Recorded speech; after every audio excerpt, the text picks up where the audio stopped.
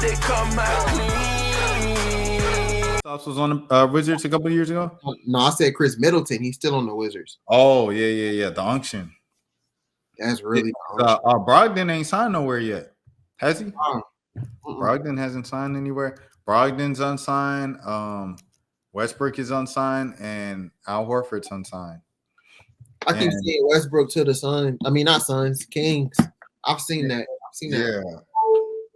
And then dude, bro, that announced all the moves early on in the offseason. Like he announced Chris Paul to the Clippers. Oh, yeah.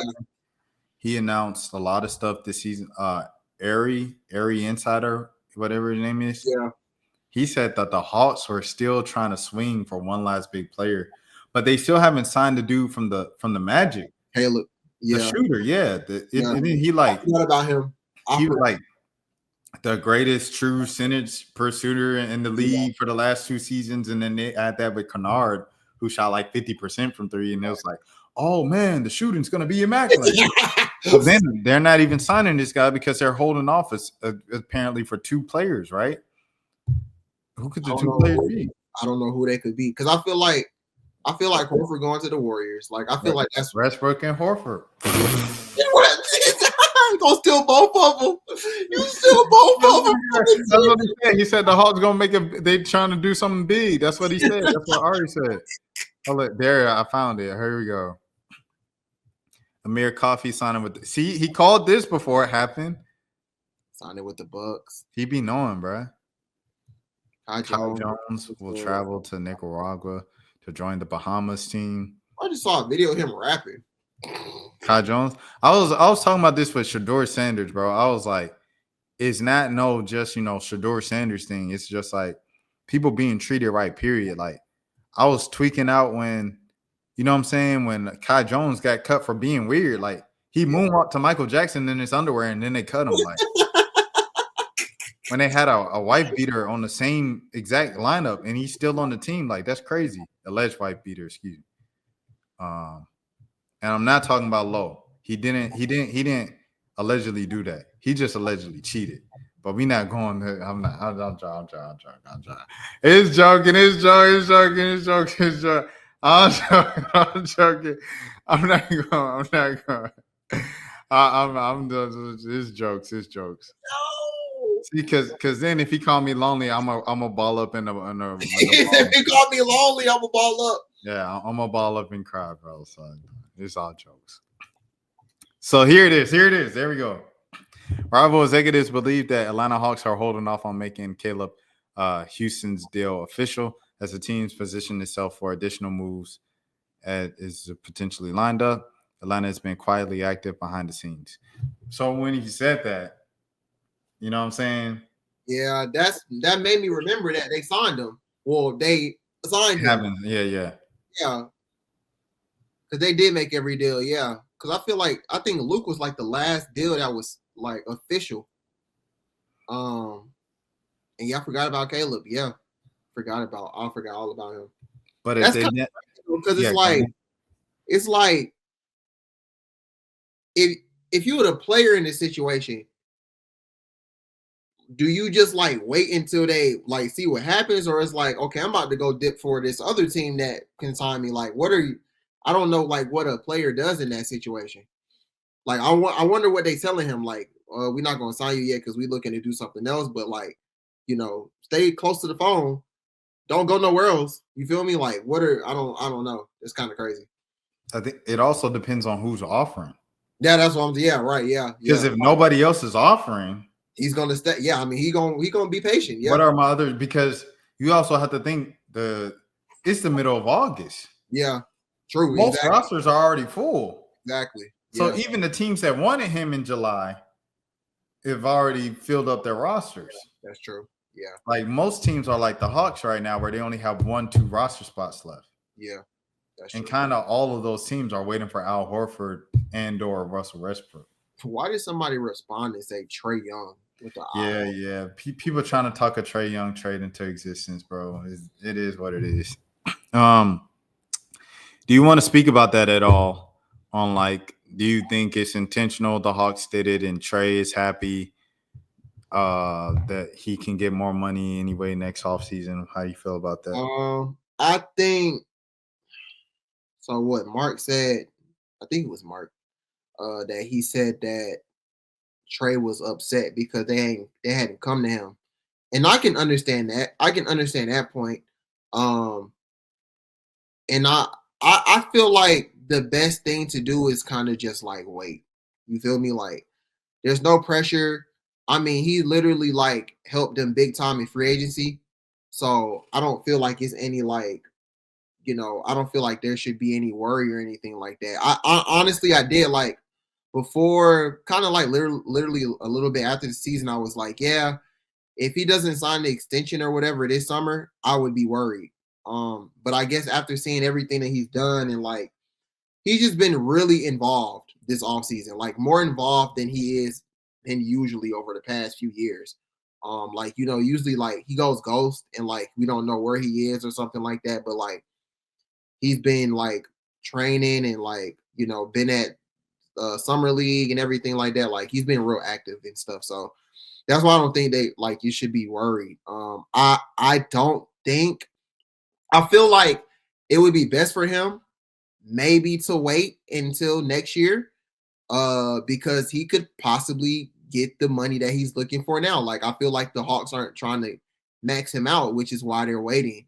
But like if he ends up having like a great season, like you just played yourself into a bigger like you played yourself into that max or near max contract that you wanted. So I think it kind of works out on both ends, and yeah, I think that's what it is. I just keep looking back at what Nate said earlier, and he's not excited for the NBA this season because it's wide open. It's wide open, and every team, especially after the Pacers made. So first, the Pacers made the finals, and then everybody got hurt. So now you're like, oh, the Pacers can make it, and everybody got hurt. Oh, we can make. This is our year. You got Bradley Beal talking about, oh, I want to win a championship. Joker, if they couldn't win one with James Harden, Russell Westbrook, Kawhi Leonard, and Paul George, and all them jokers from the same neighborhood in South California, and they playing for LA, so they playing for home pride, and they all in their prime, and they couldn't win with that team, they definitely not going to win with y'all. Y'all got the 2021 Hawks 5 years later, bogged down with injuries, everything like that later, specifically Bogey. Kawhi Leonard, who gonna play 20 games, and then like you got fans talking about they'll start Chris Dunn over you, bro. That's the state of y'all's team right now, bro. I mean, but shout out to the Clippers. I feel like the Clippers do have any team with Chris Paul has a chance, bro. After that bubble season, how old he is. Yeah, that bubble season with OKC when he did what he did, I was like, bro, any team with Chris Paul has a chance, bro. That was special. He said that's the starting. But the Clippers, man, this whole thing of we winning the championship. Everybody thinks they can win the championship now because the Pacers made it to the finals and then everybody got hurt. True. So since it's open, I say all of that to bring it back to Trae Young. Trae Young has an opportunity to contend for a championship this season. This is the first time in his career that he'll have the opportunity going into the season where he has a legitimate chance to compete for a championship. I didn't think this way all the way. I was thinking Eastern Conference Finals as a ceiling for them. Before the Euro Championships, the Euro Cup, everything like that, World Basketball Cup, whatever they're playing right now.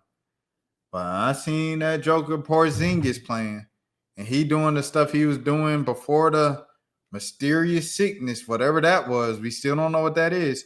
And he's looking like how he was looking at the beginning of last season, not the end of last season. If that's the way he's playing, and he's playing like Porzingis from 2 years ago when they won the championship, and Ricochet done added the muscle, and he dunking on folks like he dunking in the Euro Cup. Now, Euro Cup international ball, you always have to take with a grain of salt because Carlos Arroyo was looking like dang Magic Johnson against Team USA in 04. And Esteban Batista was looking like Shaquille O'Neal in the 2006 FIBA Basketball World Championships and couldn't get a lick of minutes with the Atlanta Hawks. This is the Atlanta Hawks when they were winning 26 games a year. So you always got to take it with a grain of salt, of course. And Danilo Gallinari over in Puerto Rico at 40 years old, averaging 40 points a game and becoming Finals MVP with JaVale McGee. You always got to take those things with a grain of salt when it's not NBA basketball. However, on a base level, it's just looking like, does this guy have a viral illness that is making him look like a shell of himself like he did in the playoffs? And it looks like he actually recovered from it. He's not just saying, I feel better, I recovered from it. He's playing like he's recovered from it. And Ricochet's looking like he's taking that next step in terms of getting stronger. And that's what he needs to kind of compete defensively, because he gets beat a lot defensively. And people just kind of overpower him defensively. And then offense, he could be a little kind of deer in the headlights, a little too eager and lose the ball. Cam Reddish, like, he just did it a lot less than Cam did. So I don't know, man. With those two things, it makes you optimistic for the new year with the wide open East, with the wide open NBA. And if Trey can get the Hawks to the finals this year, it's not he could get the max money. He will get a max contract if he gets to the finals. So I think that gives him all the motivation. And the Hawks Anzi might have even done this on purpose. What year are we going to have a better chance to win a championship with Trae Young? There's no better year, I will argue, than now. Until they trade for a superstar, there's no better year than right now to win a championship. So we'll see how that plays out, but that's how I feel about the situation. Yeah, I was talking to one of my homies, and he was like basically saying like when Trae Young has like, I guess, target on his back or like a chip on his shoulder or whatever like that, like he tends to like do very, very good. So like you said, this could be like a setup. Like, all right, we just gonna see what you gonna do. That's really what it could be like. What are you gonna do? So, I mean, with everybody when everybody was healthy last year, he wasn't doing anything spectacular, amazing, like, but it was working. Like Jalen was kind of doing it was kind of, he was sharing the ball a lot. And Jalen was kind of like, taking that step. And then Jalen got hurt, and then everybody got hurt, and it was like, all right, well, I got to be Trae Young. Like, I got to be this guy. And then, the stats went up. So, like, everybody back healthy again. Like, are you going to be that? Like, how are you going to start the season? Are you going to start the season like you started last year, where it's like, all right, I'm finna get my teammates involved. I'm gonna still score, but like, I'm gonna let everybody else eat? Or is it like, no, I'm Trae Young. Like, I'm about to do 25 and 12, like, off rip. Like, what is it gonna be? And that first Trae Young was the best Trae Young that we've seen, probably since like before the Eastern Conference injury. Because before the Eastern Conference injury, it felt like we were getting best of both worlds. Like, Joker was scoring, but he was playing well. Like, he just ain't been playing. He hasn't been shooting well, I should say, since the injury. So when he went to the pass first thing, and they made that run in the in-season tournament and stuff like that, that was the best ball the Hawks and Trae Young were playing since the Eastern Conference year. So I definitely think he's going to start off like that, especially with Porzingis in.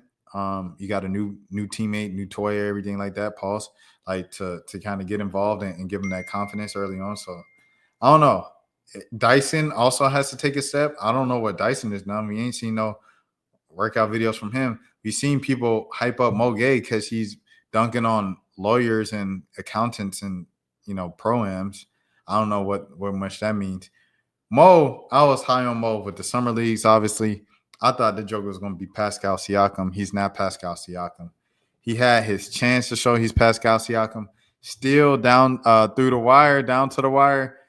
Kenny Beecham's podcast, I was watching it the other day, and they were talking about the key players who could do breakouts for every team this year. When they got to the Hawks, everybody said Mo Gay. I'm high on Mo Gay. We got to see him a lot, especially when Jalen Johnson got hurt, and with the injury history of Kristaps Porzingis and Jalen, we might see a lot more Mo Gay again this season.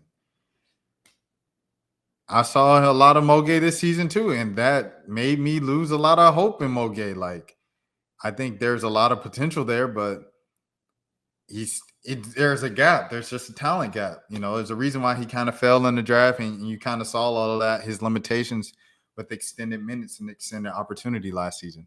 Just me personally. But if he does, excuse me, make this leap that everybody. Oh, there you go. Okay, I'm back. Internet cut out.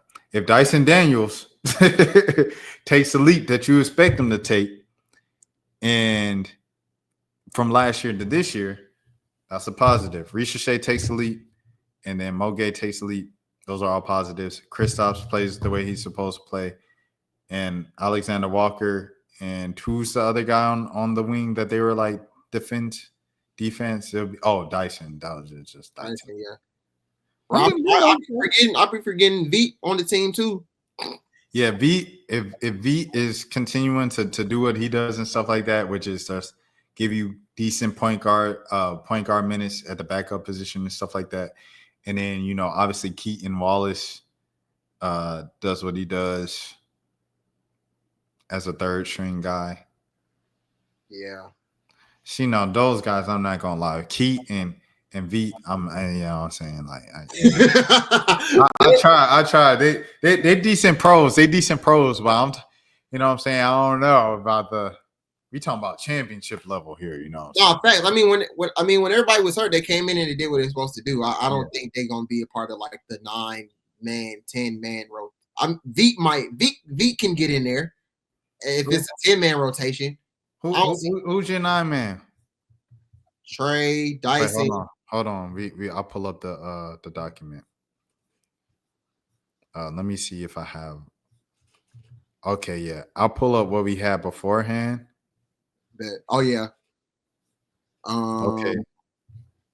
So Trey, Dyson, Ricochet, JJ. That's my 5 right there. Oh, we don't even have Veet on this team. Dang.